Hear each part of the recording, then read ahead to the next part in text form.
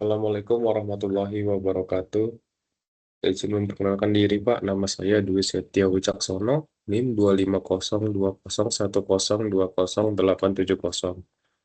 Eh, izin menjelaskan materi PowerPoint saya atas tugas terstruktur riset keuangan digital, Pak, yang berjudul Analisis Pengaruh Good Corporate Governance terhadap nilai perusahaan dengan profitabilitas sebagai variabel mediasi.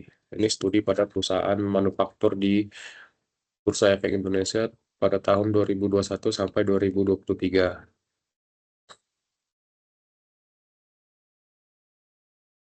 Ini membangun kepercayaan investor di era digital.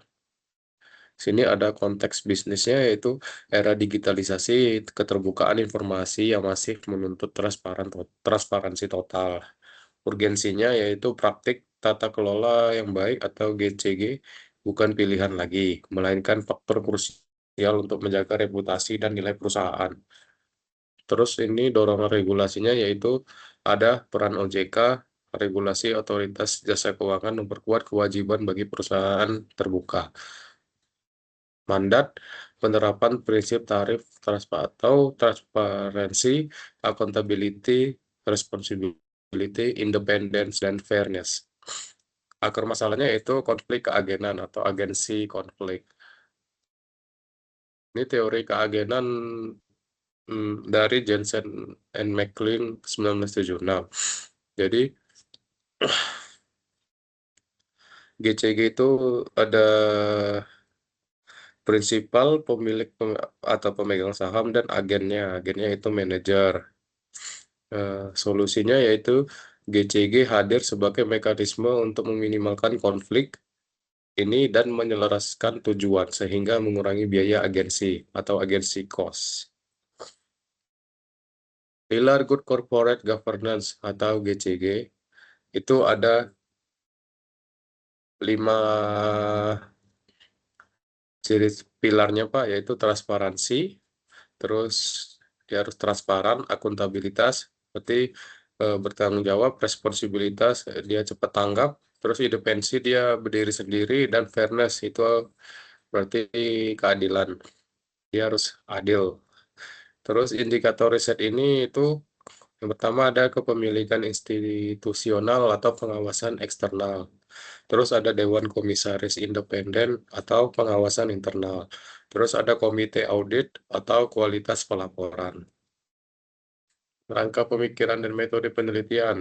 Jadi, itu GCG independen, lalu ke profitabilitas atau ROA mediasi, lalu nilai perusahaan Tobin's Q atau dependent.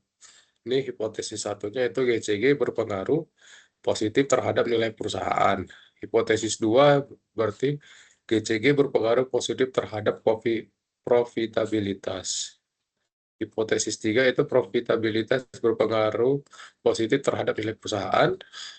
Hipotesis 4 itu profitabilitas mediasi pengaruh GCG terhadap nilai perusahaan. Terus metode penelitiannya yang dipakai itu jenis risetnya itu kuantitatif atau exploratory research. Terus populasinya yaitu perusahaan manufaktur di Bursa Efek Indonesia periode 2021 sampai 2023. Sampelnya yaitu 72 perusahaan terpilih melalui teknik purposive sampling. Dan terakhir itu analisis. Berarti regresi linear berganda, uji asumsi klasik, uji Sobel SPSS 26. Ini profil kinerja perusahaan manufaktur pada 2021 sampai 2023 itu 8,2% rata-rata profitabilitas atau ROA. Kemampuan menghasilkan laba dari aset. 1,45 itu rata-rata Tobin's Q. Nilai dasar perusahaan lebih tinggi dari nilai buku persepsi positif. Lalu 63% itu rata-rata kepemilikan institusional. Dominasi kepemilikan oleh institusi yang memperkuat pengawasan. Hasil uji hipotesis atau hubungan langsung H1 diterima signifikan P-nya lebih kecil dari 0,05. GCG secara langsung meningkatkan nilai perusahaan. Insight-nya yaitu pasar menghargai tata kelola yang baik. H2 diterima berarti signifikan. GCG-nya GCG meningkatkan profitabilitas. Insight-nya efisiensi internal meningkatkan berkat pengawasan ketat. H3-nya diterima berarti signifikan, yaitu profitabilitas meningkatkan nilai perusahaan. Misalnya kinerja keuangan yang kuat menarik investor. Peran vital profitabilitas atau mediasi. Itu GCG atau Good Corporate Governance. Lalu ke profitabilitas ROA, lalu ke nilai perusahaan Tobinski. Jalur mediasinya itu signifikan ya Pak ya. Ke GCG ke nilai perusahaan. Analisis jalurnya itu PET analisis hasil uji Sobel terbukti signifikan. Status profitabilitas terbukti sebagai variabel mediasi parsial.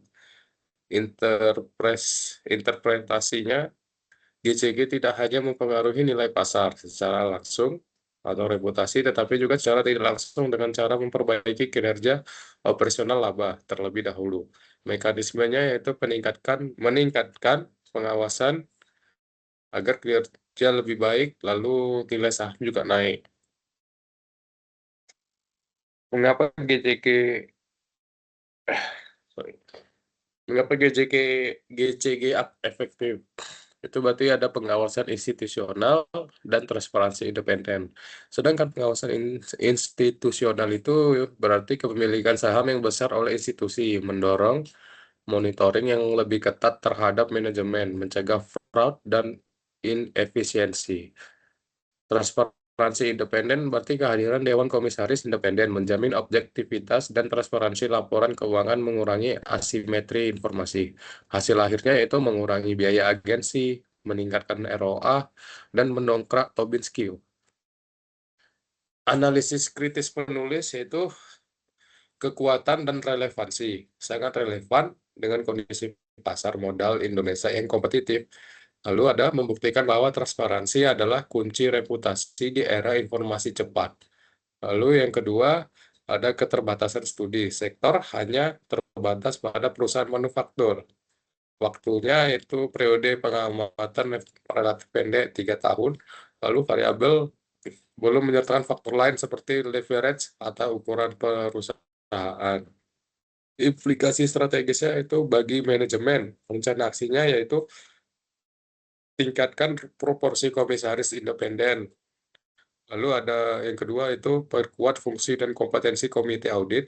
Yang ketiga ada prioritaskan keterbukaan laporan keuangan berbasis digital.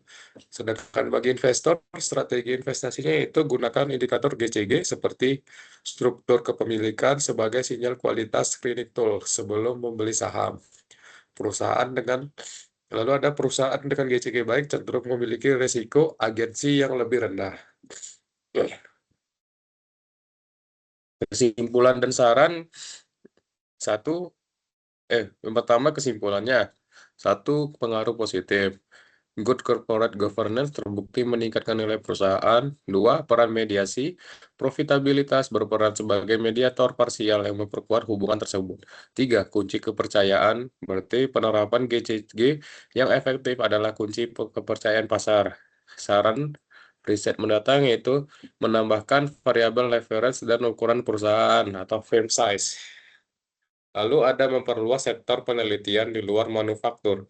Lalu menggunakan metode SEM atau Structural Equation Modeling untuk analisis yang lebih komprehensif. Ini Pak referensinya.